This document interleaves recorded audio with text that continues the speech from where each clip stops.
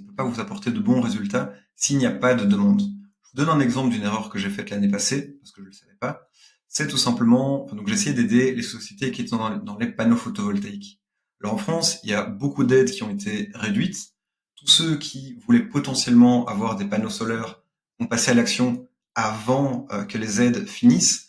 Et donc on arrive sur un marché où tous ceux qui étaient dans l'éventualité de le faire étaient déjà passés à l'action et on était sur une offre qui était nettement moins intéressante parce qu'il y avait plus d'aide. Donc je me suis forcé à aider ce secteur où il y avait plus de demandes et qui là par contre est très concurrentiel. Donc CPM élevé, coût par lead élevé, les leads que je générais, eh bien souvent on demandait s'il y avait des aides et on devait dire non.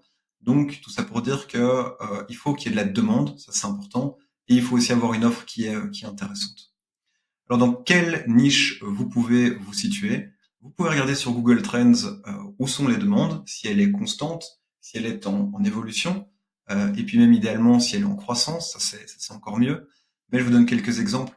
Par exemple, les climatisations en juin, juillet, août fonctionnent bien. Les panneaux photovoltaïques fonctionnent bien quand il y a de nouvelles aides ou quand il y a une hausse du prix de l'électricité. Tout ce qui est paysagisme fonctionne bien plutôt au printemps à ce niveau-là. Tout ce qui est piscine fonctionne bien en été. Donc voilà, assurez-vous d'être dans des niches où il y a de la demande et qu'on est au bon moment dans la saisonnalité. Ok,